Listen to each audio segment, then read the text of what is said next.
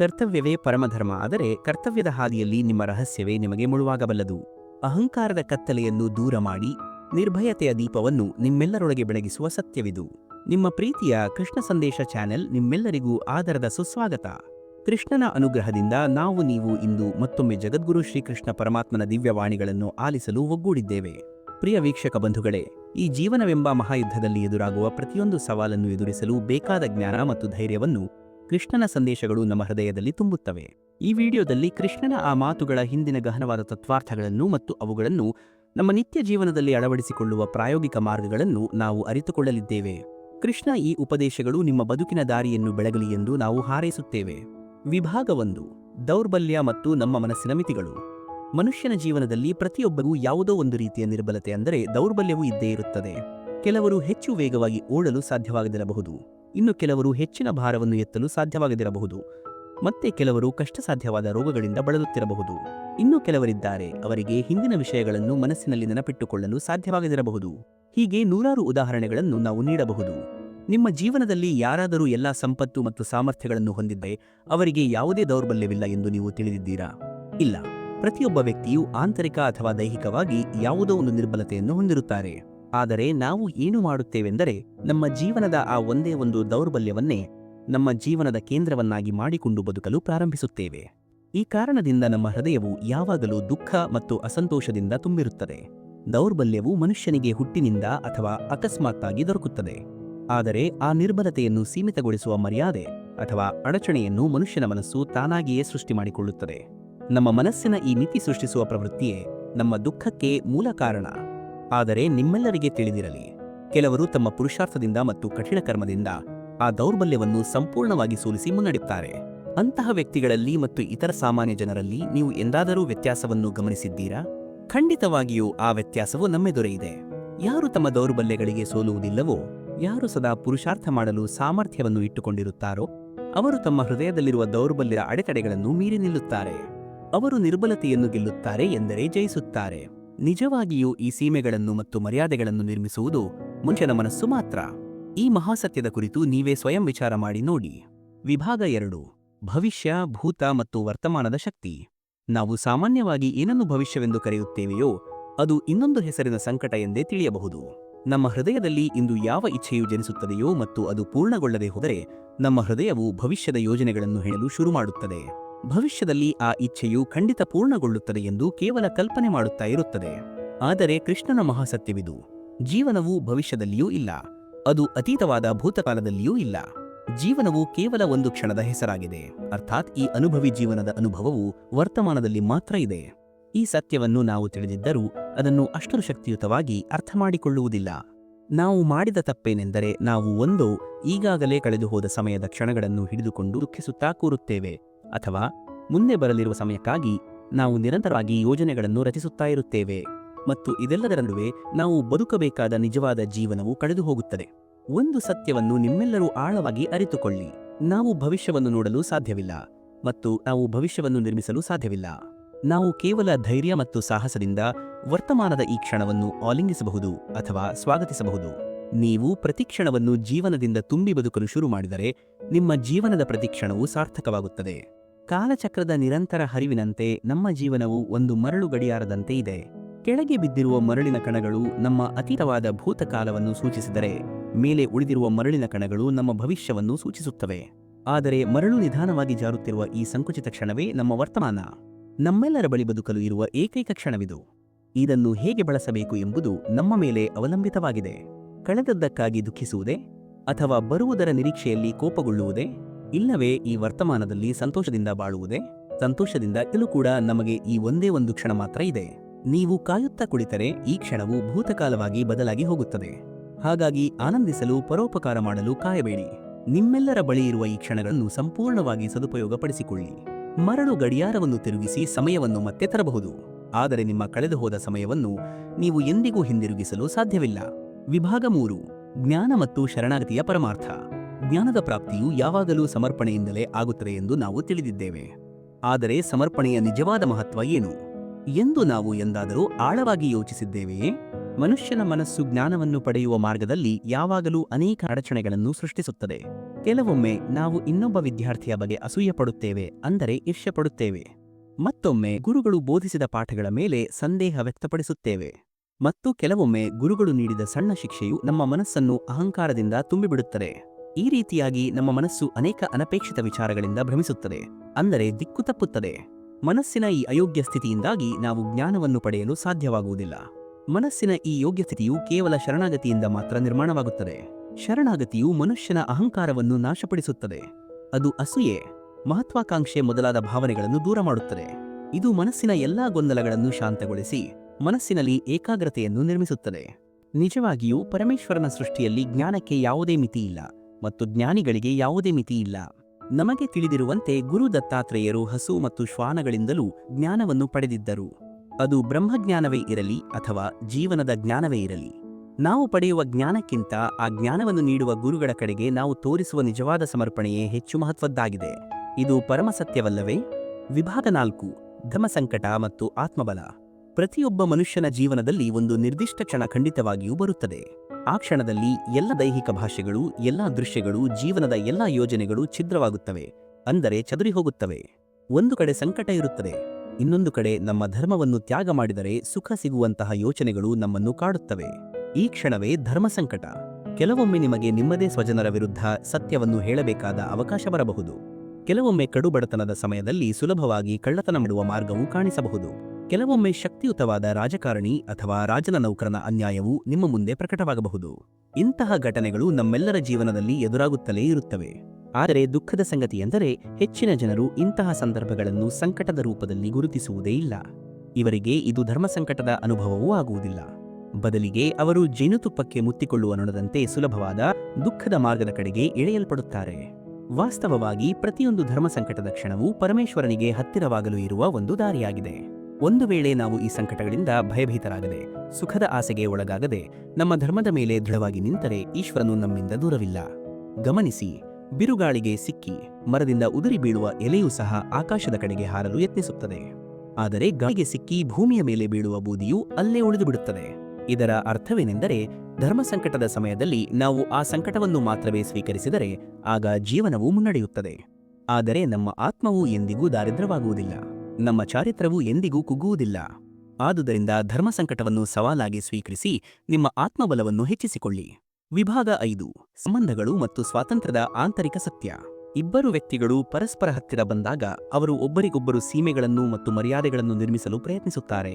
ನಮ್ಮ ಎಲ್ಲ ಸಂಬಂಧಗಳ ಆಧಾರವೂ ಸಹ ನಾವು ಇತರರಿಗಾಗಿ ನಿರ್ಮಿಸುವ ಇದೇ ಮಿತಿಗಳಾಗಿವೆ.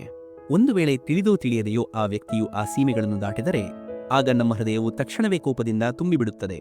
ಈ ಸೀಮೆಗಳ ವಾಸ್ತವ ರೂಪ ಏನು? ನಾವು ಎಂದಾದರೂ ಯೋಚಿಸಿದ್ದೇವೆ? ಈ ಸೀಮೆಗಳ ಮೂಲಕ ನಾವು ಇನ್ನೊಬ್ಬ ವ್ಯಕ್ತಿಗೆ ತನ್ನದೇ ಆದ ನಿರ್ಧಾರ ತೆಗೆದುಕೊಳ್ಳುವ ಅನುಮತಿಯನ್ನು ನೀಡುವುದಿಲ್ಲ. ನಾವು ನಮ್ಮ ನಿರ್ಧಾರಗಳನ್ನು ಅವರ ಮೇಲೆ ಹೇರುತ್ತೇವೆ. ಇದರರ್ಥ ನಾವು ಅವರ ಸ್ವಾತಂತ್ರ್ಯವನ್ನು ನಿರಾಕರಿಸುತ್ತಿದ್ದೇವೆ. ಮತ್ತು ಸ್ವಾತಂತ್ರ್ಯವನ್ನು ನಿರಾಕರಿಸಿದಾಗ ಅವರ ಹೃದಯವು ಕೋಪದಿಂದ ತುಂಬಿ ಹೋಗುತ್ತದೆ. ಅವರು ಆ ಸೀಮೆಗಳನ್ನು ಮುರಿದಾಗ ನಮ್ಮ ಹೃದಯವು ಕೋಪದಿಂದ ತುಂಬಿ ಹೋಗುತ್ತದೆ. ಹೀಗೆ ಪರಸ್ಪರ ಕೋಪ, ದ್ವೇಷ ಮತ್ತು ಅಸಂತೋಷದ ವಾತಾವರಣವು ನಿರ್ಮಾಣವಾಗುತ್ತದೆ. ಒಂದು ವೇಳೆ ನಾವು ಇನ್ನೊಬ್ಬರ ಸ್ವಾತಂತ್ರ್ಯವನ್ನು ಪ್ರಾಮಾಣಿಕವಾಗಿ ಗೌರವಿಸಿದರೆ ಯಾವುದೇ ಮರ್ಯಾದೆ ಅಥವಾ ಸೀಮೆಗಳ ಅಗತ್ಯವೇ ಇರುವುದಿಲ್ಲ. ನಾವು ಸಂಬಂಧದಲ್ಲಿ ಸ್ವೀಕಾರವನ್ನು ಹೇಗೆ ಅದರ ಆಧಾರವೆಂದು ಒಪ್ಪಿಕೊಳ್ಳುತ್ತೇವೆಯೋ ಅದೇ ರೀತಿ ಸ್ವಾತಂತ್ರ್ಯವು ಒಂದು ಸಂಬಂಧದ ಆತ್ಮವಾಗಿದೆ. ಪರಸ್ಪರ ಗೌರವ ಮತ್ತು ಸ್ವಾತಂತ್ರ್ಯದ ಮನೋಭಾವದ ಬಗ್ಗೆ ನೀವೇ ಸ್ವಯಂ ವಿಚಾರ ಮಾಡಿ ನೋಡಿ. ವಿಭಾಗ 6: ತಥ್ಯ ಮತ್ತು ನಿರ್ಭಯತೆಯೇ ಸತ್ಯ. ನಮ್ಮ ಜೀವನದಲ್ಲಿ ಒಂದು ಸಂದರ್ಭ ಖಂಡಿತವಾಗಿ ಬರುತ್ತದೆ, ಆಗ ನಾವು ಸತ್ಯವನ್ನು ಮಾತನಾಡಬೇಕಾದ ಅನಿವಾರ್ಯತೆ ಇರುತ್ತದೆ. ಆದರೆ ನಮ್ಮೊಳಗೆ ಅಡಗಿರುವ ಭಯದಿಂದಾಗಿ ನಮ್ಮ ಬಾಯಿಂದ ಸತ್ಯವು ಹೊರಬರುವುದಿಲ್ಲ.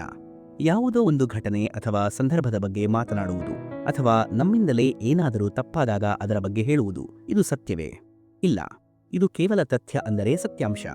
ಎಂದರೆ ಏನು ನಡೆಯಿತೋ ಅದನ್ನು ಹಾಗೆಯೇ ಹೇಳುವುದು ಒಂದು ಸಾಮಾನ್ಯ ವಿಷಯ. ಆದರೆ ಕೆಲವೊಮ್ಮೆ ಈ ತಥ್ಯವನ್ನು ಮಾತನಾಡುವಾಗಲೂ ನಮಗೆ ಭಯವಾಗುತ್ತದೆ. ಬಹುಶಃ ಇನ್ನೊಬ್ಬರ ಭಾವನೆಗಳೇನೋ ನೋವಾಗಬಹುದೆಂದು ಅಥವಾ ಇನ್ನೊಬ್ಬರಿಗೆ ದುಃಖವಾಗಬಹುದೆಂಬ ಭಯವು ನಮ್ಮ ಮಾತುಗಳನ್ನು ತಡೆಹಿಡಿಯುತ್ತದೆ. ಹಾಗಾದರೆ ಸತ್ಯ ಎಂದರೇನು ಎಂದು ನಾವು ಎಂದಾದರೂ ಆಳವಾಗಿ ಯೋಚಿಸಿದ್ದೇವೆ? ಯಾವಾಗ ಭಯವಿದ್ದರೂ ಸಹ ಯಾರಾದರೂ ಆ ತಥ್ಯವನ್ನು ಮಾತನಾಡುತ್ತಾರೋ ಆಗ ಅದು ಸತ್ಯ ಎಂದು ಕರೆಸಿಕೊಳ್ಳುತ್ತದೆ. ವಾಸ್ತವವಾಗಿ ಸತ್ಯವು ಬೇರೇನೂ ಅಲ್ಲ, ಅದು ಕೇವಲ ನಿರ್ಭಯತೆಯ ಇನ್ನೊಂದು ಹೆಸರಾಗಿದೆ.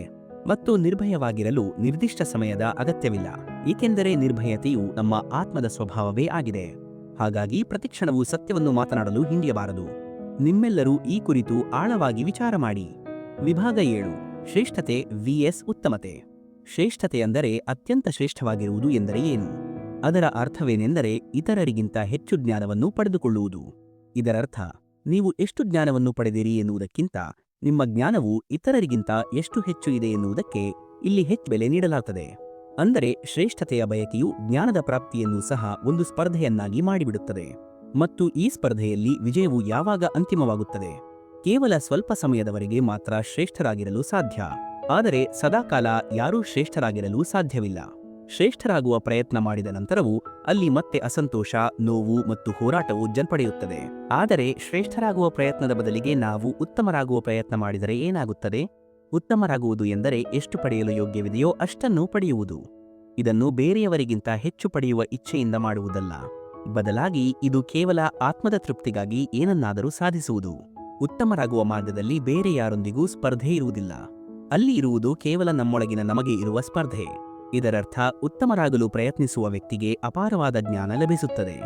ಯಾವುದೇ ಪ್ರಯತ್ನವಿಲ್ಲದೆಯೇ ಆತ ಶ್ರೇಷ್ಠನಾಗಿ ಬಿಡುತ್ತಾನೆ. ಆದರೆ ಯಾರು ಶ್ರೇಷ್ಠರಾಗಲು ಪ್ರಯತ್ನಿಸುತ್ತಾರೋ ಅವರು ಶ್ರೇಷ್ಠರಾಗಲಿ ಅಥವಾ ಬಿಡಲಿ, ಆದರೆ ಅವರು ಎಂದಿಗೂ ಉತ್ತಮರಾಗಲು ಸಾಧ್ಯವಿಲ್ಲ. ಆದುದರಿಂದ ಶ್ರೇಷ್ಠತೆಯ ಓಟದಲ್ಲಿ ಭಾಗವಹಿಸುವುದಕ್ಕಿಂತ ಉತ್ತಮತೆಯ ಮಾರ್ಗದಲ್ಲಿ ನಡೆಯುವುದು ಹೆಚ್ಚು ಲಾಭದಾಯಕ. ವಿಭಾಗ 8 ಸಂಕಟಗಳ ನಿಗೂಢ ರಹಸ್ಯ. ನಾವು ನಮ್ಮ ಭೂತಕಾಲದ ಅನುಭವಗಳ ಆಧಾರದ ಮೇಲೆ ಭವಿಷ್ಯದ ಸುಖ ದುಃಖಗಳನ್ನು ಕಲ್ಪನೆ ಮಾಡಿಕೊಳ್ಳುತ್ತೇವೆ. ಭವಿಷ್ಯದಲ್ಲಿ ಬರಬಹುದಾದ ಸಂಕಟದ ಕಾರಣವನ್ನು ದೂರ ಮಾಡಲು ನಾವು ಇಂದೇ ಯೋಜನೆಗಳನ್ನು ರಚಿಸುತ್ತೇವೆ. ಆದರೆ ಇಂದೇ ಸಂಕಟಗಳನ್ನು ನಿರ್ಮಿಸುವುದರಿಂದ ನಮಗೆ ಲಾಭವಾಗುತ್ತದೆಯೇ ಅಥವಾ ಹಾನಿಯಾಗುತ್ತದೆಯೇ ಎಂದು ನಾವು ಎಂದಾದರೂ ವಿಚಾರ ಮಾಡುವುದಿಲ್ಲ. ಸತ್ಯವೇನೆಂದರೆ ಸಂಕಟಗಳು ಮತ್ತು ಅವುಗಳ ನಿವಾರಣೆ ಜೊತೆಯಾಗಿ ಆಡುತ್ತವೆ. ಇದು ಕೇವಲ ಒಬ್ಬ ವ್ಯಕ್ತಿಗೆ ಮಾತ್ರವಲ್ಲ, ಇಡೀ ಸೃಷ್ಟಿಗೂ ಅನ್ವಯಿಸುತ್ತದೆ. ನಿಮ್ಮೆಲ್ಲರ ಹಿಂದಿನ ಕಾಲದ ಇತಿಹಾಸವನ್ನು ಗಮನಿಸಿ ನೋಡಿ. ನಿಮಗೆ ತಕ್ಷಣವೇ ಈ ಸತ್ಯವು ತಿಳಿಯುತ್ತದೆ. ಯಾವಾಗಲೆಲ್ಲ ಸಂಕಟಗಳು ಬಂದಿವೆಯೋ ಆಗಲೆಲ್ಲ ಆ ಸಂಕಟಗಳನ್ನು ನಿವಾರಿಸುವ ಶಕ್ತಿಯು ಜೊತೆಯಲ್ಲಿಯೇ ಜನ್ಮ ಪಡೆದಿದೆ. ಇದೇ ಈ ಜಗದ ನಡೆ. ವಾಸ್ತವವಾಗಿ ಸಂಘರ್ಷವೇ ಸೃಷ್ಟಿಯ ಚಲನೆಗೆ ಕಾರಣವಾಗಿದೆ. ಪ್ರತಿಯೊಬ್ಬ ವ್ಯಕ್ತಿಯೂ ಒಂದು ಸಂಕಟದಿಂದ ಹೊರಬಂದಾಗ ಆತನು ಒಂದು ಹೆಜ್ಜೆ ಮುಂದೆ ಹೋಗುತ್ತಾನೆ. ಆತನು ಹೆಚ್ಚು ಅರ್ಥ ಮಾಡಿಕೊಂಡಿರುತ್ತಾನೆ, ಹೆಚ್ಚು ಆತ್ಮವಿಶ್ವಾಸದಿಂದ ತುಂಬಿರುತ್ತಾನೆ. ಇದು ಕೇವಲ ವ್ಯಕ್ತಿಗೆ ಮಾತ್ರವಲ್ಲ, ಇಡೀ ವಿಶ್ವಕ್ಕೂ ಅನ್ವಯಿಸುವ ಸತ್ಯ. ವಾಸ್ತವವಾಗಿ ಸಂಕಟದ ಜನ್ಮವು ಒಂದು ಅವಕಾಶ. ಅದು ನಮ್ಮನ್ನು ಬದಲಾಯಿಸಿಕೊಳ್ಳಲು ಇರುವ ಅವಕಾಶ. ಅದು ನಮ್ಮ ವಿಚಾರಗಳನ್ನು ಉನ್ನತ ಸ್ಥಾನಕ್ಕೆ ಏರಿಸಲು ಇರುವ ಅವಕಾಶ. ನಮ್ಮ ಆತ್ಮವನ್ನು ಬಲಶಾಲಿಯನ್ನಾಗಿ ಮತ್ತು ಜ್ಞಾನವಂತರನ್ನಾಗಿ ಮಾಡಲು ಇರುವ ಅವಕಾಶ. ಈ ಅವಕಾಶವನ್ನು ಯಾರು ಗುರುತಿಸಿ ಬಳಸಿಕೊಳ್ಳುತ್ತಾರೋ ಅವರಿಗೆ ಯಾವುದೇ ಸಂಕಟವೂ ಬಾಧಿಸುವುದಿಲ್ಲ. ಆದರೆ ಯಾರು ಇದನ್ನು ಮಾಡುವುದಿಲ್ಲವೋ ಅವರು ಸ್ವತಃ ತಮ್ಮ ಜೀವನಕ್ಕೆ ಸಂಕಟಗಳನ್ನು ಸೃಷ್ಟಿ ಮಾಡಿಕೊಳ್ಳುತ್ತಾರೆ. ಈ ಅಮೂಲ್ಯವಾದ ಸತ್ಯದ ಬಗ್ಗೆ ನೀವೇ ವಿಚಾರ ಮಾಡಿ. ವಿಭಾಗ 9 ನಿರ್ಧಾರದ ಮಹತ್ವ ಮತ್ತು ಶಾಂತ ಮನಸ್ಸು.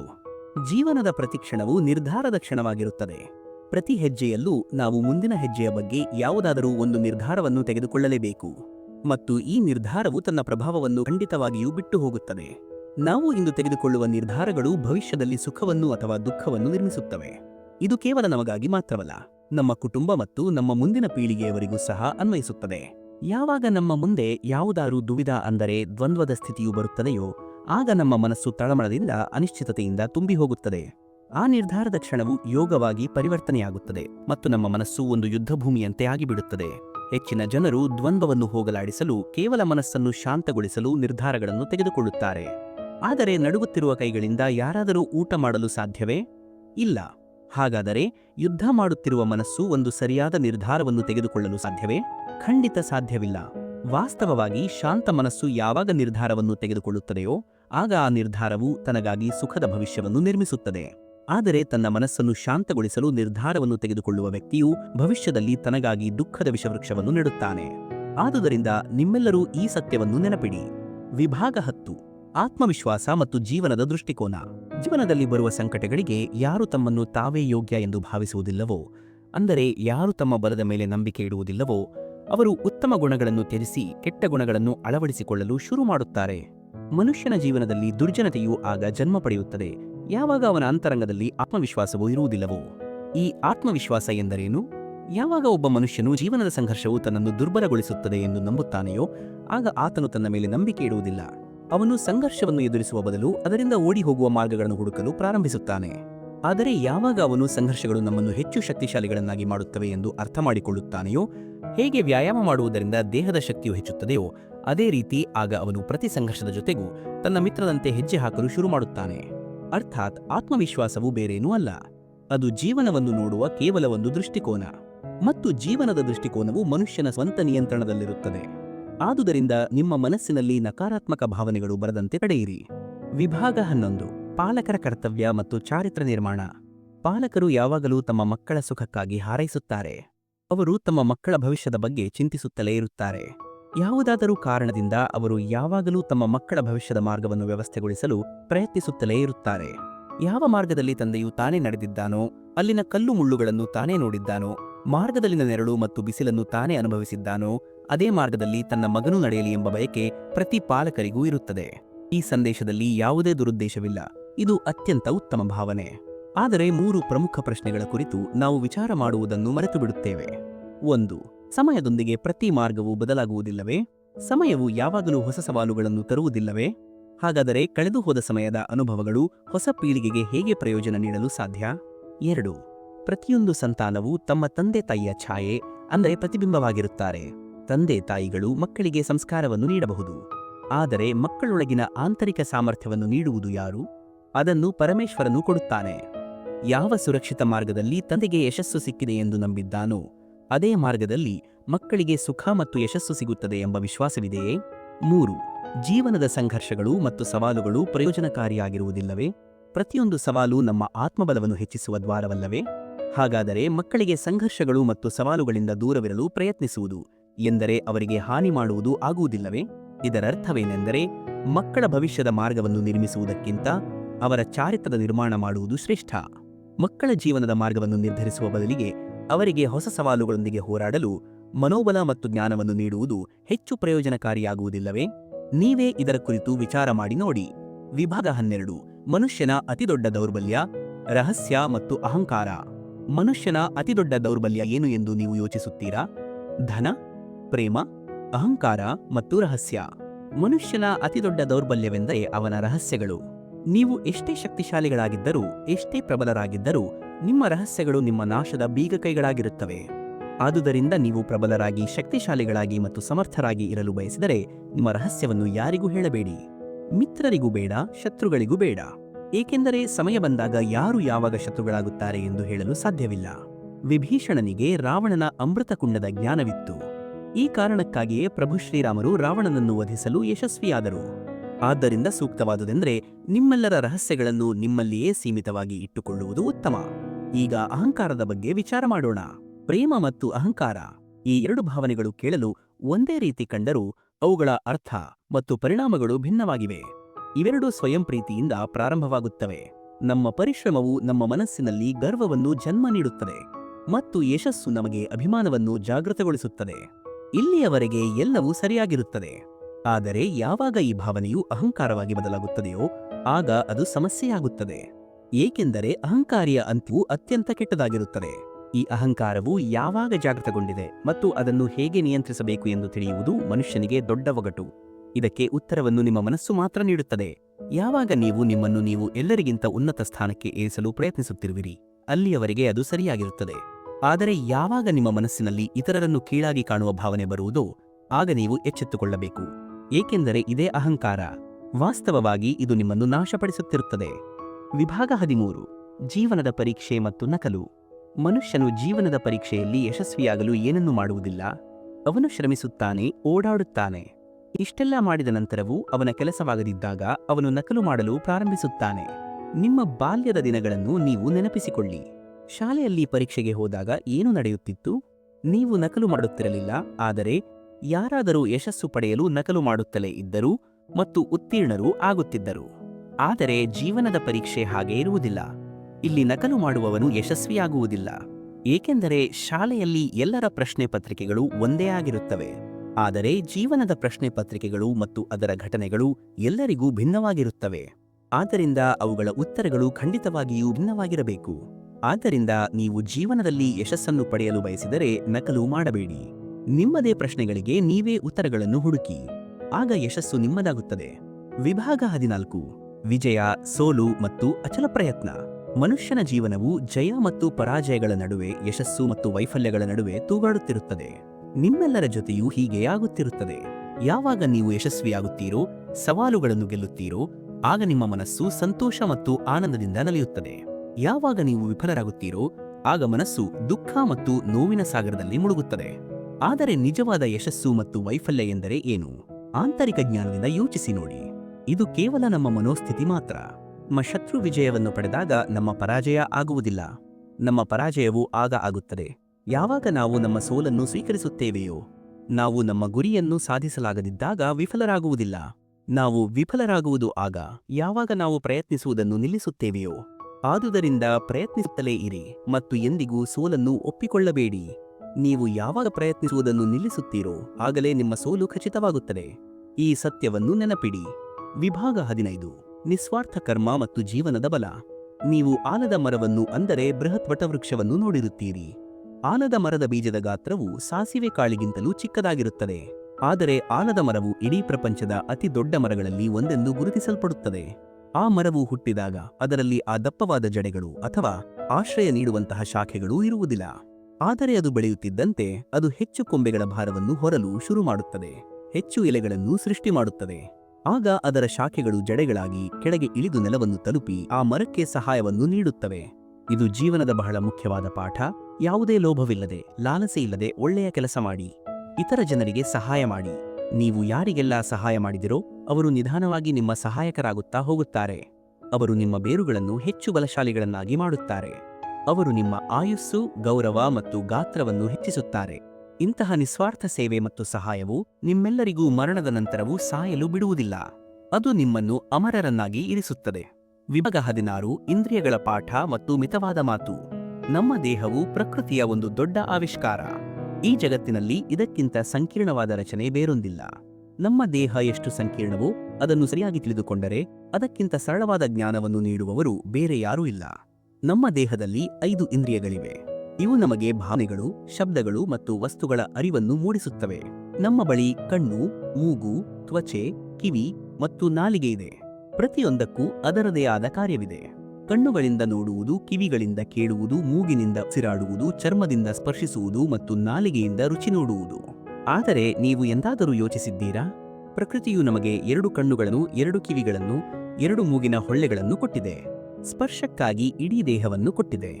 ಆದರೆ ನಾಲಿಗೆಯನ್ನು ಮಾತ್ರ ಒಂದೇ ಕೊಟ್ಟಿದೆ. ಏಕೆಂದರೆ ಪ್ರಕೃತಿಯು ನಾವು ಹೆಚ್ಚು ನೋಡಬೇಕು, ಹೆಚ್ಚು ಕೇಳಬೇಕು ಮತ್ತು ಹೆಚ್ಚು ಜ್ಞಾನವನ್ನು ಸಂಪಾದಿಸಬೇಕು ಎಂದು ಬಯಸುತ್ತದೆ. ಆದರೆ ಮಾತನಾಡಬೇಕು ಕಡಿಮೆ, ಏಕೆಂದರೆ ಹೆಚ್ಚು ಮಾತನಾಡುವುದು ನಾಶಕ್ಕೆ ಆಹ್ವಾನ ನೀಡುತ್ತದೆ. ಇದನ್ನು ನಿಮ್ಮೆಲ್ಲರೂ ನೆನಪಿನಲ್ಲಿ ಇಟ್ಟುಕೊಳ್ಳಿ. ವಿಭಾಗ 17 ನಿಜವಾದ ಬಂಧುಗಳು ಮತ್ತು ಅಗತ್ಯ ದೂರ. ಯಾವಾಗಲೂ ಹಿರಿಯರು ಹೇಳುತ್ತಾರೆ, ನಾವು ಮುಂದೆ ಹೋಗಬೇಕಾದರೆ ನಮ್ಮವರ ಜೊತೆಯನ್ನು ಅಂದರೆ ಬಂಧುಗಳ ಸಹವಾಸವನ್ನು ಪಡೆಯಬೇಕು. ಈ ಮಾತು ಸತ್ಯ. ನಾವು ನಮ್ಮವರ ಜೊತೆಯನ್ನು ಖಂಡಿತವಾಗಿಯೂ ನೀಡಬೇಕು. ಆದರೆ ಆ ಜೊತೆಯನ್ನು ನೀಡುವ ಮೊದಲು ಅವರು ಯಾರು ಎಂದು ಗುರುತಿಸುವುದು ಅತ್ಯಗತ್ಯ. ಕೇವಲ ರಕ್ತ ಸಂಬಂಧವನ್ನು ಹೊಂದಿರುವವರೇ ನಮ್ಮವರೇ? ಇಲ್ಲ. ನಮ್ಮನ್ನು ಸತ್ಯದ ಮಾರ್ಗಕ್ಕೆ ಪ್ರೇರೇಪಿಸುವವರು, ನಮ್ಮನ್ನು ಮುಂದೆ ಹೋಗಲು ಸಹಾಯ ಮಾಡುವವರು ಮತ್ತು ನಮ್ಮ ಜೊತೆಯನ್ನು ನೀಡುವವರು ಮಾತ್ರವೇ ನಮ್ಮವರು. ಯಾರ ಜೊತೆಯನ್ನು ನೀಡುವುದರಿಂದ ಸಮಾಜಕ್ಕೆ ಹಾನಿಯಾಗುತ್ತದೆ, ಧರ್ಮಕ್ಕೆ ಹಾನಿಯಾಗುತ್ತದೆ, ಅಂತಹವರು ರಕ್ತ ಸಂಬಂಧಿಗಳಾಗಿದ್ದರೂ ಸಹ ಸೋದರ ಸಂಬಂಧಿಗಳಾಗಿರಲು ಸಾಧ್ಯವಿಲ್ಲ. ಆದ್ದರಿಂದ ನಮ್ಮವರ ವ್ಯಾಖ್ಯೆಯನ್ನು ನಾವು ಆರಿಸುವಾಗ ಯಾರು ನಮ್ಮನ್ನು ಸತ್ಯದ ಪಥದಲ್ಲಿ ಮುನ್ನಡೆಸುತ್ತಾರೋ ಅಂತಹವರನ್ನು ಮಾತ್ರ ನಮ್ಮವರು ಎಂದು ತಿಳಿಯಬೇಕು. ನಾವು ಯಾರನ್ನು ಪ್ರೀತಿಸುತ್ತೇವೆಯೋ ಯಾವಾಗಲೂ ಅವರ ಸಮೀಪದಲ್ಲಿ ಇರಲು ಬಯಸುತ್ತೇವೆ. ಅವರಿಂದ ದೂರವಾಗಲು ಅಥವಾ ಅಗಲಲು ನಾವು ಬಯಸುವುದಿಲ್ಲ. ಆದರೆ ಒಂದು ನಿರ್ದಿಷ್ಟ ಸಮಯದ ನಂತರ ಪ್ರೀತಿಪಾತ್ರರಿಂದ ದೂರವಾಗುವುದು ನಮ್ಮ ಉನ್ನತಿಗಾಗಿ ಅಂದರೆ ಅಭಿವೃದ್ಧಿಗಾಗಿ ಅವಶ್ಯಕವಾಗಿದೆ. ನೀವು ಪಾಲಕರಾಗಿದ್ದರೆ ನಿಮ್ಮ ಮಕ್ಕಳ ಜೀವನದ ಪ್ರತಿಯೊಂದು ಹಂತದಲ್ಲೂ ನೀವು ಅವರಿಗೆ ಮಾರ್ಗದರ್ಶನ ನೀಡುತ್ತಿದ್ದರೆ ನಿಮ್ಮ ಮಕ್ಕಳು ತಾವಾಗಿಯೇ ಮಾರ್ಗವನ್ನು ಆಯ್ಕೆ ಮಾಡಲು ಹೇಗೆ ಕಲಿಯುತ್ತಾರೆ? ಮಾರ್ಗದಲ್ಲಿರುವ ಮುಳ್ಳುಗಳಿಂದ ತಮ್ಮನ್ನು ತಾವು ಹೇಗೆ ರಕ್ಷಿಸಿಕೊಳ್ಳಲು ಕಲಿಯುತ್ತಾರೆ? ಆದ್ದರಿಂದ ಒಂದು ಸಮಯದ ನಂತರ ಪ್ರೀತಿಪಾತ್ರರ ಜೊತೆ ನಿಲ್ಲಿಸಿದ ದೂರವು ಸದಾ ಲಾಭದಾಯಕವಾಗಿರುತ್ತದೆ. ವಿಭಾಗ 18 ಪ್ರತಿಕ್ರಿಯೆಯೇ ಜೀವನದ ಆಕಾರ. ನಿಮ್ಮೆಲ್ಲರಿಗೂ ಒಂದು ಕಥೆಯನ್ನು ಹೇಳುತ್ತೇನೆ. ಒಂದು ದಿನ ಬೆಳಿಗ್ಗೆ ಒಬ್ಬ ವ್ಯಾಪಾರಿ ತನ್ನ ಮನೆಯಿಂದ ಹೊರಟನು. ಮನೆ ಬಿಟ್ಟ ತಕ್ಷಣವೇ ಒಂದು ಬೆಕ್ಕು ಅವನ ದಾರಿಯನ್ನು ಅಡ್ಡಬಂತು. ಆ ವ್ಯಾಪಾರಿ ಹೆದರಿ ಮತ್ತೆ ಮನೆಗೆ ಮರಳಿದ. ಅವನು ಶುಭ ಘಳಿಗೆಗಾಗಿ ಕಾಯಲು ಪ್ರಾರಂಭಿಸಿದ. ಮತ್ತೆ ಅವನು ಮನೆಯಿಂದ ಹೊರಟಾಗ ಆತ ರಾಜನಿಗೆ ತಲುಪಿಸಬೇಕಿದ್ದ ಉಡುಗೊರೆಯನ್ನು ಕೊಂಡೊಯ್ಯುವ ವಾಹನವು ಅಲ್ಲಿಂದ ಹೊರಟು ಹೋಗಿತ್ತು. ರಾಜನಿಗೆ ಉಡುಗೊರೆ ಸಿಗಲಿಲ್ಲ. ಆಗ ರಾಜನು ಕೋಪಗೊಂಡನು. ರಾಜನು ಆ ವ್ಯಾಪಾರಿಯ ವ್ಯಾಪಾರವನ್ನು ನಿಲ್ಲಿಸಿಬಿಟ್ಟನು. ಈ ಕಾರಣದಿಂದ ಕೋಪಗೊಂಡ ವ್ಯಾಪಾರಿ ಮನೆಗೆ ಬಂದು ತನ್ನ ಹೆಂಡತಿಯ ಮೇಲೆ ಸಿಟ್ಟಾದನು. ಅವನ ಪತ್ನಿಯು ತನ್ನ ಮಕ್ಕಳೊಂದಿಗೆ ಮೈಕೆಗೆ ಹಿಂದಿರುಗಿದಳು. ಆ ವ್ಯಾಪಾರಿಯ ಜೀವನದಲ್ಲಿ ಕೇವಲ ಅಂಧಕಾರ ಮಾತ್ರ ಉಳಿಯಿತು. ಮತ್ತು ಈ ಎಲ್ಲದಕ್ಕೂ ಕಾರಣವನ್ನು ಆ ವ್ಯಾಪಾರಿ ತನ್ನ ದಾರಿಯನ್ನು ಅಡ್ಡಬಂದ ಆ ಬೆಕ್ಕನ್ನು ದೂಷಿಸುತ್ತಾ ಇದ್ದನು. ಅದೇ ಸಮಯದಲ್ಲಿ ಇನ್ನೊಬ್ಬ ವ್ಯಾಪಾರಿ ರಾಜನಿಗೆ ಉಡುಗೊರೆ ನೀಡಲು ಹೊರಟನು. ಆ ವ್ಯಾಪಾರಿಯ ಮಾರ್ಗವನ್ನು ಸಹ ಒಂದು ಬೆಕ್ಕು ಅಡ್ಡಬಂತು. ಆ ವ್ಯಾಪಾರಿ ಸ್ವಲ್ಪವೂ ಹೆದರಲಿಲ್ಲ, ಆದರೆ ಮುಂದೆ ಹೋಗುವುದೇ ಸರಿಯೆಂದು ನಿರ್ಧರಿಸಿದ. ಅವನು ಸಮಯಕ್ಕೆ ಸರಿಯಾಗಿ ರಾಜನನ್ನು ತಲುಪಿ ಉಡುಗೊರೆಯನ್ನು ನೀಡಿದನು. ರಾಜನು ಸಂತೋಷಗೊಂಡು ಆ ವ್ಯಾಪಾರಿಗೆ ತನ್ನ ವ್ಯಾಪಾರವನ್ನು ಹೆಚ್ಚಿಸಿಕೊಳ್ಳಲು ಅನುಮತಿ ನೀಡಿದನು. ಚಿನ್ನದ ಆಭರಣಗಳನ್ನು ನೀಡಿದನು. ಆ ವ್ಯಾಪಾರಿ ಮನೆಗೆ ತಲುಪಿದಾಗ ಪತ್ನಿ ಆಭರಣಗಳನ್ನು ಪಡೆದಳು, ಮಕ್ಕಳಿಗೆ ಹೊಸ ವಸ್ತ್ರಗಳನ್ನು ನೀಡಿದನು. ಅವನ ಮನೆಯಲ್ಲಿ ಸುಖ ಮತ್ತು ಸಂತೋಷ ತುಂಬಿಹೋಯಿತು. ನೀವು ಅರ್ಥ ಮಾಡಿಕೊಳ್ಳುತ್ತಿದ್ದೀರಾ? ಇಬ್ಬರ ಜೊತೆಗೂ ಒಂದೇ ರೀತಿಯ ಘಟನೆ ನಡೆಯಿತು, ಆದರೆ ಇವರ ಪ್ರತಿಕ್ರಿಯೆಗಳು ಭಿನ್ನವಾಗಿದ್ದವು. ನಮ್ಮ ಪ್ರಾರಬ್ಧ ಕರ್ಮಕ್ಕೆ ಅದರದೇ ಆದ ಸ್ಥಾನವಿದೆ, ಆದರೆ ಅದಕ್ಕಿಂತಲೂ ಮುಖ್ಯವಾದುದು ನಮ್ಮ ಪ್ರತಿಕ್ರಿಯೆ. ನಮ್ಮ ಆಲೋಚನೆಯ ಪ್ರಭಾವವೇ ನಮ್ಮ ಜೀವನಕ್ಕೆ ಒಂದು ಆಕಾರವನ್ನು ನೀಡುತ್ತದೆ. ಆದ್ದರಿಂದ ನಿಮ್ಮ ಆಲೋಚನೆಯನ್ನು ಸದಾ ಸಕಾರಾತ್ಮಕವಾಗಿ ಇಟ್ಟುಕೊಳ್ಳಿ. ಆಗ ನಿಮ್ಮ ಜೀವನವು ಯಾವಾಗಲೂ ಆನಂದಮಯವಾಗಿರುತ್ತದೆ. ನಾವು ನಮ್ಮ ಜೀವನದಲ್ಲಿ ಯಾವುದಾದರೂ ಕೆಲಸವನ್ನು ಮಾಡುತ್ತೇವೆ. ಕೆಲಸ ಮಾಡಿದರೆ ನಮಗೆ ದಣಿವುಂಟಾಗುತ್ತದೆ. ದಣಿವು ಹೋಗದಿದ್ದರೆ ಮತ್ತೊಮ್ಮೆ ಕೆಲಸ ಮಾಡಲು ಮನಸ್ಸಾಗುವುದಿಲ್ಲ. ನಾವು ಹೀಗೆ ಆಶಿಸುತ್ತೇವೆ. ಒಂದು ದಿನಕ್ಕೆ 24 ಗಂಟೆಗಳ ಬದಲಿಗೆ 26 ಗಂಟೆಗಳಿದ್ದರೆ ನಮಗೆ ಹೆಚ್ಚು ಸಮಯ ವಿಶ್ರಾಂತಿ ಸಿಗುತ್ತಿತ್ತು. ನಾವು ಹೆಚ್ಚು ಕೆಲಸ ಮಾಡುತ್ತಿದ್ದೇವೆ ಎಂಬ ಭಾವನೆ ನಮಗೆ ಬರುತ್ತದೆ. ಆದರೆ ನೀವು ಎಂದಾದರೂ ಯೋಚಿಸಿದ್ದೀರಾ? ಈ ಜಗತ್ತಿನಲ್ಲಿ ಯಶಸ್ವಿಯಾದ ಜನರ ಬಳಿಯೂ ಯಶಸ್ವಿಯಾಗಲು ದಿನಕ್ಕೆ 24 ಗಂಟೆಗಳು ಮಾತ್ರ ಇದ್ದವು. ಹಾಗಾದರೆ ಅವರು ಹೇಗೆ ಯಶಸ್ವಿಯಾದರು? ಇದಕ್ಕೆ ಒಂದು ಸಣ್ಣ ರಹಸ್ಯವಿದೆ. ಅವರು ತಮಗೆ ಪ್ರಿಯವಾದ ಕೆಲಸಗಳನ್ನು ಆರಿಸಿಕೊಳ್ಳುತ್ತಾರೆ. ಅದನ್ನು ಮಾಡುವುದರಲ್ಲಿ ಅವರಿಗೆ ಆನಂದ ಸಿಗುತ್ತದೆ. ಅವರಿಗೆ ತಾವು ಕೆಲಸ ಮಾಡುತ್ತಿದ್ದೇವೆ ಎಂದೇ ಅನಿಸುವುದಿಲ್ಲ. ಬದಲಿಗೆ ಅವರು ಪ್ರತಿಕ್ಷಣವೂ ಆನಂದಿಸುತ್ತಿದ್ದಾರೆ ಎಂದು ಭಾವಿಸುತ್ತಾರೆ. ಮತ್ತು ನೀವು ಆನಂದಿಸುತ್ತಿದ್ದರೆ ನಿಮಗೆ ದಣಿವು ಹೇಗೆ ಬರಲು ಸಾಧ್ಯ? ಆದ್ದರಿಂದ ನೀವು ಜೀವನದಲ್ಲಿ ಯಾವುದೇ ಕೆಲಸವನ್ನು ಮಾಡಿದರೂ ಅದು ನಿಮ್ಮ ಮನಸ್ಸಿಗೆ ಸಂತೋಷ ನೀಡಬೇಕು. ಅಥವಾ ನೀವು ಮಾಡುವ ಕೆಲಸವನ್ನು ನೀವು ಮನಸ್ಸಿಗೆ ಮುಟ್ಟುವಂತೆ ಪ್ರೀತಿಸಬೇಕು. ಆಗ ನಿಮಗೆ ಯಶಸ್ಸು ಖಚಿತವಾಗಿ ಸಿಗುತ್ತದೆ. ವಿಭಾಗ 19. ಕಾಲಚಕ್ರದ ನ್ಯಾಯ ಮತ್ತು ಅಪಹಾಸ್ಯ. ಮನುಷ್ಯ ಒಂದು ವಿಚಿತ್ರ ಪ್ರಾಣಿ. ತನ್ನಿಗಿಂತ ಕೆಳಮಟ್ಟದ ಜನರನ್ನು ಕೀಳರಿಮೆಯಿಂದ ನೋಡುತ್ತಾನೆ. ಅವರನ್ನು ಅಪಹಾಸ್ಯ ಮಾಡುತ್ತಾನೆ. ಅವರಿಂದ ಹೀಗೆ ಹೇಳುತ್ತಾನೆ, ನಿಮ್ಮಿಂದ ಏನೂ ಆಗುವುದಿಲ್ಲ. ನೀವು ಭವಿಷ್ಯದಲ್ಲಿ ಏನನ್ನೂ ಮಾಡಲು ಸಾಧ್ಯವಿಲ್ಲ. ಮನುಷ್ಯನ ಬಳಿ ಧನ ಸಂಪತ್ತು ಗೌರವ ಇದ್ದಾಗ ಅವನು ಇತರರಿಗೆ ಗೌರವ ನೀಡುವುದಿಲ್ಲ. ಆದರೆ ಅವನು ಒಂದು ವಿಷಯವನ್ನು ಮರೆತು ಬಿಡುತ್ತಾನೆ. ಅವನಿಗಿಂತ ಹೆಚ್ಚು ಶಕ್ತಿಶಾಲಿ ಒಂದು ಅಸ್ತಿತ್ವವಿದೆ. ಅದೇ ಸಮಯದ ಕಾಲಚಕ್ರ. ಸಮಯವು ತನ್ನ ಚಕ್ರವನ್ನು ಯಾವಾಗ ಬದಲಾಯಿಸುತ್ತದೆ ಎಂದು ಯಾರಿಗೂ ತಿಳಿದಿಲ್ಲ. ಕಲ್ಲಿದ್ದಲು ಸಹ ಸಮಯದೊಂದಿಗೆ ವಜ್ರವಾಗಿ ಪರಿವರ್ತನೆಯಾಗುತ್ತದೆ. ಆದ್ದರಿಂದ ಜೀವನದಲ್ಲಿ ಎಂದಿಗೂ ಯಾರನ್ನೂ ಅಪಹಾಸ್ಯ ಮಾಡಬಾರದು. ವಿಭಾಗ 20. ವಚನಗಳ ಬಲ ಮತ್ತು ಮಾತು. ಇಂದು ನಿಮಗೆ ಒಂದು ಕಥೆ ಹೇಳುತ್ತೇನೆ. ಒಂದು ದಿನ ಗೋಕುಲಕ್ಕೆ ಇಬ್ಬರು ವ್ಯಾಪಾರಿಗಳು ಬಂದರು. ಒಬ್ಬ ವ್ಯಾಪಾರಿ ಜೇನುತುಪ್ಪದವನು. ಅವನ ಬಳಿ ಬಹಳ ಸಿಹಿಯಾದ ಜೇನುತುಪ್ಪ ಇತ್ತು. ಆದರೆ ಅವನು ಗೋಕುಲದಲ್ಲಿ ಇರಲು ಸಾಧ್ಯವಾಗಲಿಲ್ಲ. ಅವನ ವ್ಯಾಪಾರದಲ್ಲಿ ನಷ್ಟವಾಯಿತು ಮತ್ತು ಅವನು ಬೇಗನೆ ಆ ಊರನ್ನು ಬಿಟ್ಟು ಹೋದನು. ಮತ್ತೊಬ್ಬ ವ್ಯಾಪಾರಿ ಮೆಣಸಿನಕಾಯಿಯವನು. ಮೊದಲ ದಿನ ಅವನು ಒಂದು ಚಿಕ್ಕ ಮೂಟೆಯನ್ನು ತಂದನು. ಎರಡನೇ ದಿನ ಇಡೀ ಎತ್ತಿನ ಗಾಡಿ ತುಂಬ ಮೆಣಸಿನಕಾಯಿಯನ್ನು ತಂದನು ಮತ್ತು ನಿಧಾನವಾಗಿ ಅವನು ಇಡೀ ಮಥುರಾದಲ್ಲಿ ಪ್ರಖ್ಯಾತನಾದ. ನನಗೆ ಆಶ್ಚರ್ಯವಾಯಿತು. ನಾನು ಹಿರಿಯರನ್ನು ಕೇಳಿದೆ, ಏಕೆ ಹೀಗೆ? ಒಬ್ಬ ಸಿಹಿಯಾದ ಜೇನುತುಪ್ಪದ ವ್ಯಾಪಾರಿ ಬಡವನಾದ, ಆದರೆ ಮೆಣಸಿನಕಾಯಿಯ ವ್ಯಾಪಾರಿ ನಿಧಾನವಾಗಿ ನಗರದ ಶ್ರೇಷ್ಠನಾದನು. ಹಿರಿಯರು ನಕ್ಕು ಹೀಗೆಂದರು, ಸಿಹಿ ಮಾತು ಮಾತನಾಡುವವನ ಖಾರದ ಮೆಣಸಿನಕಾಯಿ ಸಹ ಮಾರಾಟವಾಗುತ್ತದೆ, ಆದರೆ ಕಹಿ ಮಾತು ಮಾತನಾಡುವವನ ಸಿಹಿಯಾದ ಜೇನುತುಪ್ಪ ಸಹ ಮಾರಾಟವಾಗುವುದಿಲ್ಲ. ಅವರ ವಿಚಾರಗಳು ಎಷ್ಟು ಉತ್ತಮ ಮತ್ತು ಸೂಕ್ತವಾಗಿವೆ. ಮನುಷ್ಯವು ತನ್ನ ವಚನಗಳಿಂದಲೇ ಜೀವನದಲ್ಲಿ ಏರುತ್ತಾನೆ ಮತ್ತು ತನ್ನ ವಚನಗಳಿಂದಲೇ ಕೆಳಗೆ ಬೀಳುತ್ತಾನೆ. ಆದ್ದರಿಂದ ನಿಮ್ಮ ಜೀವನದಲ್ಲಿ ಯಾವಾಗಲೂ ಸಿಹಿ ಮಾತುಗಳನ್ನು ಮಾತನಾಡಲು ಪ್ರಯತ್ನಿಸಿ. ಆಗ ನಿಮ್ಮ ಜೀವನವು ಸರಳವಾಗುತ್ತದೆ. ವಿಭಾಗ 21. ವಿವಾಹ, ಪ್ರೀತಿ ಮತ್ತು ಜವಾಬ್ದಾರಿ. ಯೌವನವು ನಮ್ಮ ಜೀವನದ ಒಂದು ಸುಂದರವಾದ ಸಮಯ. ಕಾಲುಗಳಲ್ಲಿ ಬಲವಿರುತ್ತದೆ, ಮನಸ್ಸಿನಲ್ಲಿ ದೃಢ ಸಾಧನೆ ಮಾಡುವ ಇಚ್ಛೆಯಿರುತ್ತದೆ, ಕಣ್ಣುಗಳಲ್ಲಿ ಸುಂದರವಾದ ಕನಸುಗಳಿರುತ್ತವೆ ಮತ್ತು ಇದೇ ಸಮಯದಲ್ಲಿ ಮನುಷ್ಯನೊಳಗೆ ಪ್ರೀತಿಯು ಜನ್ಮ ತಾಳುತ್ತದೆ. ಯಾರನ್ನಾದರೂ ನೋಡಿ ಮನಸ್ಸು ಮೋಹಿತವಾಗುತ್ತದೆ ಮತ್ತು ಮನುಷ್ಯನು ತನ್ನ ಸರ್ವಸ್ವವನ್ನು ಅವರಿಗೆ ಅರ್ಪಿಸಲು ಬಯಸುತ್ತಾನೆ. ನಂತರ ಪ್ರೀತಿಯು ವಿವಾಹದ ರೂಪದಲ್ಲಿ ಸಿದ್ಧಿಯಾಗುತ್ತದೆ. ನಿಮಗೆಲ್ಲರಿಗೂ ನಿಮ್ಮದೇ ಆದ ಸಿಹಿ ಕಹಿ ನೆನಪುಗಳಿರುತ್ತವೆ. ಆದರೆ ಇಲ್ಲಿಂದಲೇ ಹೆಚ್ಚಿನ ಪಾಲಕರು ಮತ್ತು ಮಕ್ಕಳ ನಡುವೆ ವಿಚಾರಗಳ ವಿರೋಧ ಪ್ರಾರಂಭವಾಗುತ್ತದೆ. ತಾನು ಆರಿಸಿದ ಜೀವನ ಸಂಗಾತಿಯು ತನಗೆ ಸೂಕ್ತ ಎಂದು ಮಗುವಿಗೆ ಅನಿಸುತ್ತದೆ ಮತ್ತು ಮಗುವು ಅರಿವಿಲ್ಲದೆ ತಪ್ಪು ಮಾಡುತ್ತಿದೆ ಎಂದು ಪಾಲಕರಿಗೆ ಅನಿಸುತ್ತದೆ.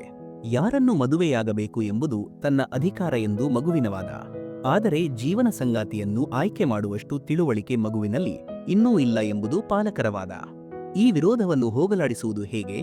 ಸರಿಯಾದ ನಿರ್ಧಾರವನ್ನು ಹೇಗೆ ತೆಗೆದುಕೊಳ್ಳಬೇಕು? ಇದಕ್ಕೆ ಕೇವಲ ಒಂದೇ ಮಾರ್ಗವಿದೆ: ನಿಮ್ಮ ಜವಾಬ್ದಾರಿಯ ಭಾರನ್ನು ಮತ್ತು ನಿಮ್ಮ ಹಿರಿಯರ ನಿರ್ಧಾರಗಳ ಭಾರವನ್ನು ಅರ್ಥಮಾಡಿಕೊಳ್ಳುವುದು. ವಿವಾಹವಾಗುವ ಮೊದಲು ವಿವಾಹವು ಕೇವಲ ನಿಮ್ಮ ಪ್ರೀತಿಯನ್ನು ಪಡೆಯುವ ಮಾರ್ಗವಲ್ಲ ಎಂದು ತಿಳಿದುಕೊಳ್ಳುವುದು ಅವಶ್ಯಕ. ಬದಲಿಗೆ ವಿವಾಹದಿಂದ ಜೀವನದ ಒಂದು ಹೊಸ ದ್ವಾರವು ತೆರೆಯುತ್ತದೆ ಮತ್ತು ಹೊಸ ಜೀವನದ ಜೊತೆಗೆ ಹೊಸ ಉತ್ತರದಾಯಿತ್ವಗಳು ಅಂದರೆ ಜವಾಬ್ದಾರಿಗಳು ಸಹ ಇರುತ್ತವೆ. ಮತ್ತು ಈ ಜವಾಬ್ದಾರಿಗಳನ್ನು ಅರ್ಥಮಾಡಿಕೊಂಡು ನಿರ್ಧಾರವನ್ನು ತೆಗೆದುಕೊಂಡರೆ ನಿಮ್ಮ ದಾಂಪತ್ಯ ಜೀವನವು ಖಂಡಿತವಾಗಿಯೂ ಆನಂದದಿಂದ ತುಂಬಿರುತ್ತದೆ ಮತ್ತು ನೀವು ಎಂದಿಗೂ ಅನುಚಿತ ನಿರ್ಧಾರ ತೆಗೆದುಕೊಂಡಿದ್ದೀರಿ ಎಂದು ಪಶ್ಚಾತ್ತಾಪ ಪಡುವುದಿಲ್ಲ. ವಿಭಾಗ 22. ಸತ್ಯವನ್ನು ಮರೆಮಾಚುವ ಭ್ರಮೆ. ಸಾಗರದ ನೀರು ಆವಿಯಾಗಿ ಹೋದಾಗ ಅದು ನಮಗೆ ಕಾಣಿಸುವುದಿಲ್ಲ. ಮೋಡಗಳು ಆ ನೀರನ್ನು ತಮ್ಮೊಳಗೆ ಅಡಗಿಸಿ ಇಟ್ಟುಕೊಳ್ಳುತ್ತವೆ. ಅವು ದೀರ್ಘ ಪ್ರಯಾಣ ಮಾಡುತ್ತವೆ ಮತ್ತು ಆ ನೀರು ತಮ್ಮೊಳಗೆ ಸದಾ ಅಡಗಲಿ ಎಂದು ಪ್ರಯತ್ನಿಸುತ್ತವೆ. ಆದರೆ ಯಾವಾಗ ಗಾಳಿಯು ಅವುಗಳನ್ನು ಹಾರಿಸಿಕೊಂಡು ಹೋಗಿ ಯಾವುದಾದರೂ ಪರ್ವತಕ್ಕೆ ಡಿಕ್ಕಿ ಹೊಡೆಯುವಂತೆ ಮಾಡುತ್ತದೆಯೋ ಆಗ ಆ ಮೋಡಗಳು ಸುರಿಯಲೇಬೇಕಾಗುತ್ತದೆ. ಏಕೆಂದರೆ ಇದು ಪ್ರಕೃತಿಯ ನಿಯಮ. ನೀರು ಸಾಗರವನ್ನು ಸೇರಲೇಬೇಕು. ನಮ್ಮ ಜೊತೆಗೂ ಇದೇ ರೀತಿ ನಡೆಯುತ್ತದೆ. ನಾವು ಸತ್ಯವನ್ನು ನಮ್ಮ ಮನಸ್ಸಿನ ಮೋಡಗಳಲ್ಲಿ ಎಷ್ಟೇ ಅಡಗಿಸಲು ಪ್ರಯತ್ನಿಸಿದರೂ ಸಮಯದ ಬಿರುಗಾಳಿಯು ಅದನ್ನು ವಾಸ್ತವದ ಪರ್ವತಕ್ಕೆ ಡಿಕ್ಕಿ ಹೊಡೆಯುವಂತೆ ಮಾಡುತ್ತದೆ ಮತ್ತು ನಮ್ಮ ಮುಂದೆ ತಂದಿಡುತ್ತದೆ. ಯಾವ ಭಯದಿಂದ ನೀವು ಸತ್ಯವನ್ನು ಹೊರತರಲು ಬಯಸುವುದಿಲ್ಲವೋ ಒಂದು ದಿನ ಅದೇ ಭಯವು ನಿಮ್ಮೆಲ್ಲರ ಮುಂದೆ ಬಂದು ನಿಲ್ಲುತ್ತದೆ ಮತ್ತು ಆಗ ನಾವು ಅಸಹಾಯಕರಾಗುತ್ತೇವೆ, ಏಕೆಂದರೆ ಆ ಯುದ್ಧವನ್ನು ಎದುರಿಸಲು ನಾವು ತಯಾರಾಗಿರುವುದಿಲ್ಲ. ಆದ್ದರಿಂದ ಸತ್ಯದಿಂದ ಓಡಿ ಹೋಗಬೇಡಿ, ಅದನ್ನು ಮರೆಮಾಚಲು ಬೇಡಿ, ಅದನ್ನು ಸ್ವೀಕರಿಸಿ. ಆಗ ನೀವು ಭವಿಷ್ಯದ ದೊಡ್ಡ ವಿಪತ್ತುಗಳಿಂದ ಪಾರಾಗುತ್ತೀರಿ. ವಿಭಾಗ 23. ಮೌನದ ಮಾರಕ ಪರಿಣಾಮ. ನಿಮ್ಮೆಲ್ಲರ ಜೀವನದಲ್ಲಿ ಕೆಲವೊಮ್ಮೆ ಒಂದು ವಿಚಿತ್ರ ಸಮಸ್ಯೆ ಖಂಡಿತವಾಗಿಯೂ ಬರುತ್ತದೆ. ಶಕ್ತಿಶಾಲಿಯ ಮುಂದೆ ಮೌನವಾಗಿರಬೇಕೇ ಅಥವಾ ಅವನೊಂದಿಗೆ ವಾದ ಮಾಡುವುದನ್ನು ತಪ್ಪಿಸಲು ಮೌನವಾಗಿರಬೇಕೆ ಎಂದು ನಿಮಗೆ ಗೊಂದಲವಾಗುತ್ತದೆ. ಮೌನವಾಗಿರುವುದರಿಂದ ನೀವು ಒಂದು ಸಂಘರ್ಷದಿಂದ, ಒಂದು ವಾದದಿಂದ ಪಾರಾಗಬಹುದು ಎಂದು ನಿಮಗೆ ಅನಿಸಬಹುದು. ಆದರೆ ಇಂತಹ ಪಾರು ದೊಡ್ಡ ಸಂಘರ್ಷಕ್ಕೆ ಜನ್ಮ ನೀಡುತ್ತದೆ. ಹೇಗೆಂದರೆ ನಮ್ಮ ಮೌನವು ಅರಿವಿಲ್ಲದೆಯೇ ಆ ಶಕ್ತಿಶಾಲಿ ವ್ಯಕ್ತಿಗೆ ಬೆಂಬಲವಾಗಿ ಬದಲಾಗುತ್ತದೆ ಮತ್ತು ಅವನು ತನ್ನನ್ನು ತಾನು ಹೆಚ್ಚು ಶಕ್ತಿಶಾಲಿ ಎಂದು ಭಾವಿಸುತ್ತಾನೆ ಮತ್ತು ಇಲ್ಲಿಂದಲೇ ನಮ್ಮ ದಮನವು ಪ್ರಾರಂಭವಾಗುತ್ತದೆ. ಒಂದರ ನಂತರ ಒಂದರಂತೆ ನಾವು ಅನ್ಯಾಯ ಮತ್ತು ಅನೀತಿಯಲ್ಲಿ ಅರಿವಿಲ್ಲದೆಯೇ ಪಾಲ್ಗೊಳ್ಳುತ್ತಾ ಹೋಗುತ್ತೇವೆ. ಹಾಗಾದರೆ ಇದಕ್ಕೆ ಪರಿಹಾರವೇನು? ನಿಮ್ಮನ್ನು ವಿರೋಧಿಸುವುದರಿಂದ ತಡೆಯುವುದು ಯಾವುದು ಎಂದು ಮೊದಲು ತಿಳಿದುಕೊಳ್ಳುವುದು ಅವಶ್ಯಕ. ಎದುರಿಗಿರುವವರ ಶಕ್ತಿಯೇ ನಿಮ್ಮನ್ನು ತಡೆಯುತ್ತಿದೆಯೇ? ಇಲ್ಲ, ನಿಮ್ಮೊಳಗೆ ಅಡಗಿರುವ ಭಯವೇ ನಿಮ್ಮನ್ನು ತಡೆಯುತ್ತಿದೆ. ಕೆಲವೊಮ್ಮೆ ಭಯವು ನಿಮ್ಮನ್ನು ಖಂಡಿತವಾಗಿಯೂ ಸುರಕ್ಷಿತವಾಗಿಡಬಹುದು, ಆದರೆ ಮೌನವಾಗಿರಲು ಪ್ರೇರೇಪಿಸುವುದು ಸಹ ಇದೇ ಭಯ ಎಂದು ತಿಳಿಯಬೇಕು. ಆದುದರಿಂದ ನಿಮ್ಮ ಮನಸ್ಸಿನಿಂದ ಭಯವನ್ನು ಹೊರಹಾಕಿ ಮತ್ತು ಅನೀತಿಯನ್ನು, ಅನ್ಯಾಯವನ್ನು ಮುಕ್ತವಾಗಿ ವಿರೋಧಿಸಿ. ಆಗ ನೋಡಿ ನಿಮ್ಮ ಮನಸ್ಸು ಎಷ್ಟು ಬಲಶಾಲಿಯಾಗುತ್ತದೆ ಮತ್ತು ಎಷ್ಟು ಹಗುರವಾದ ಅನುಭವವನ್ನು ನೀಡುತ್ತದೆ. ಪ್ರಿಯ ವೀಕ್ಷಕ ಬಂಧುಗಳೇ, ಶ್ರೀಕೃಷ್ಣನು ನೀಡಿದ ಈ ದಿವ್ಯ ಸಂದೇಶಗಳು ಕೇವಲ ಮಾತುಗಳಲ್ಲ, ಅವು ನಮ್ಮ ಜೀವನಕ್ಕೆ ದಾರಿದೀಪ. ದೌರ್ಬಲ್ಯವನ್ನು ಮೀರಿ ನಿಲ್ಲುವ ಪುರುಷಾರ್ಥದಿಂದ ಹಿಡಿದು ಸಂಬಂಧಗಳಲ್ಲಿ ಸ್ವಾತಂತ್ರ್ಯವನ್ನು ಗೌರವಿಸುವವರೆಗೂ ಮತ್ತು ಮೌನವನ್ನು ತ್ಯಜಿಸಿ ಅನ್ಯಾಯದ ವಿರುದ್ಧ ಧ್ವನಿ ಎತ್ತುವವರೆಗೂ ಈ ಎಲ್ಲವೂ ಆತ್ಮೋನ್ನತಿಯ ಮಾರ್ಗಗಳಾಗಿವೆ. ಜೀವನವು ಒಂದು ಅಮೂಲ್ಯವಾದ ಅವಕಾಶ ಮತ್ತು ಪ್ರತಿಯೊಂದು ಸಂಕಟವೂ ನಮ್ಮನ್ನು ಪರಮಾತ್ಮನ ಕಡೆಗೆ ಕೊಂಡೊಯ್ಯುವ ಸೇತುವಾಗಿದೆ. ನೀವು ಯಾವಾಗಲೂ ಉತ್ತಮರಾಗುವ ಮಾರ್ಗದಲ್ಲಿ ಮುನ್ನಡೆಯಿರಿ. ಈ ಸಂದೇಶಗಳನ್ನು ಆಲಿಸಿದ ನಿಮ್ಮೆಲ್ಲರಿಗೂ ಕೃಷ್ಣ ಸಂದೇಶ ಚಾನೆಲ್ ವತಿಯಿಂದ ಅನಂತ ಧನ್ಯವಾದಗಳು. ಶ್ರೀಕೃಷ್ಣನ ಈ ಮಾತುಗಳು ನಿಮ್ಮ ಹೃದಯವನ್ನು ಸ್ಪರ್ಶಿಸಿದ್ದರೆ ದಯವಿಟ್ಟು ಈ ವಿಡಿಯೋವನ್ನು ಲೈಕ್ ಮಾಡಿ, ನಿಮ್ಮ ಅನಿಸಿಕೆಗಳನ್ನು ಕಾಮೆಂಟ್ ವಿಭಾಗದಲ್ಲಿ ತಿಳಿಸಿ ಮತ್ತು ಈ ಜ್ಞಾನದ ಬೆಳಕನ್ನು ಇತರರಿಗೂ ತಲುಪಿಸಲು ನಮ್ಮ ಚಾನೆಲ್ಗೆ ಚಂದಾದಾರರಾಗಿ. ಶುಭವಾಗಲಿ. ಜೈ ಶ್ರೀಕೃಷ್ಣ.